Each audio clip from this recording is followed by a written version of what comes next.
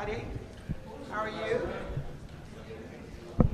I think you've seen a parade of us today. Thank you all.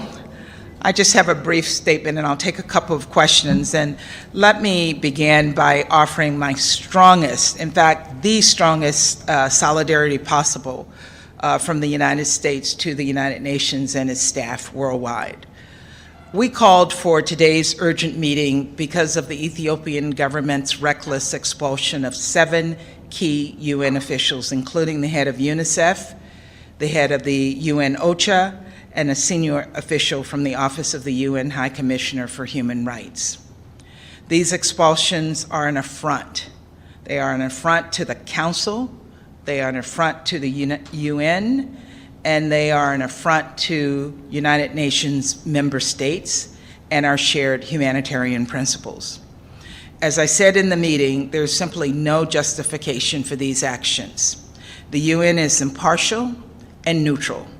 These groups are conducting important human rights investigations, and they are delivering life-saving aid. UN personnel must be allowed to return immediately to conduct their urgent work, including trying to stop a potentially devastating and unnecessary famine. These are self-inflicted wounds, and they reflect how more broadly this is a conflict where Ethiopians are killing Ethiopians, where Ethiopians are raping Ethiopians. It is Ethiopia's leaders who are letting down the Ethiopian people. 3 years ago, we were talking about Ethiopia as one of the fastest growing countries in Africa, a country full of promise and on the cusp of a major democratic and economic transformation.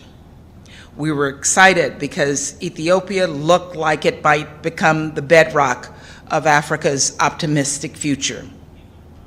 1 year ago, or a little less, we were told that the current situation would be a 2-week law enforcement action. Now we're talking about terrible violence. We're talking about mass famine, rape being used as a weapon of war. And I want to make something clear.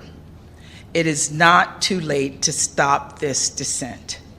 It is not too late to prevent the famine, to get Ethiopia back on track, to save lives. There is still hope. We need a ceasefire that brings all parties to the table to find a peaceful way forward so that Ethiopians can return to the future we know it can have and that its children deserve.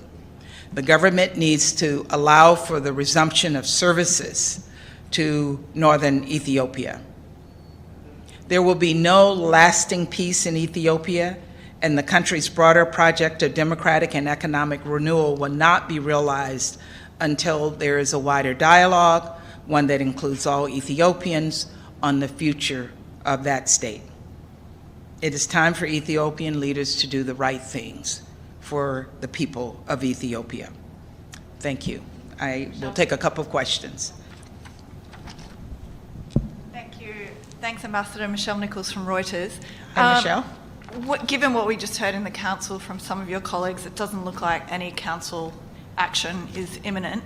So what's the US planning to do? Are you going to impose sanctions soon on Ethiopia? And if I could, just on Afghanistan, we heard earlier from the Afghanistan director of WFP warning about the collapse of the Afghan economy if there's no sort of injection of cash. What is the US doing to try and kickstart the Afghan economy? Thanks. Well, first on the question of Ethiopia, I think the fact of the Council meeting today and speaking directly to the Ethiopians was an action. And believe me, it was not an action that was easy to take, but we were able to bring the Council together in unity to speak about the situation in Ethiopia and have the Secretary General speak about the situation in Ethiopia. And we called upon the government to reverse this decision, and we called on the government to move forward on a ceasefire and look for a way forward. In terms of the United States, we do have tools at our disposal. You may have noted in my statement, I suggested it could be that we do a resolution, but also we, as you know, the President signed an executive order a couple of weeks ago that gives us the possibility of putting sanctions against individuals for gross violations of human rights and blocking of humanitarian assistance, and that is available for our use when we need it.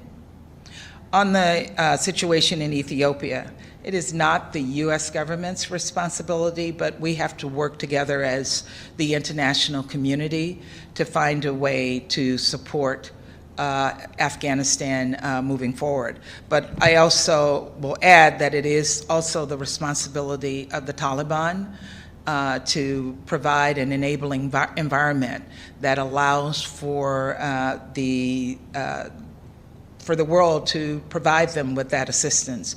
We continue to provide humanitarian assistance to Afghanistan, and we have worked to find ways around the sanctions regime to ensure that humanitarian assistance continues to flow into the country. And we will look forward to working with others in the international community to see what we can do to support the people of Afghanistan moving forward. James Bays, Al Jazeera. Can I ask you about the new allegations that were made there by the Ethiopian ambassador to justify the expulsions? He said that UN officials had inflated and falsified data, even made up deaths. What is your response to those allegations? You heard what the Secretary General said in response to those allegations. It's our first time hearing them. The Secretary General asked for evidence. He asked for evidence that the Ethiopian government had brought any of these allegations to the attention of the United Nations, and none of us have seen that. And as a UN Security Council member and a UN member state, we too want to see those allegations and to see where they're coming from. And the fact that you noted they are new allegations, they weren't even lodged prior to the 7 individuals being kicked out, raises some concerns in my mind about those. Thank you. That's all we have time for today. Thank you.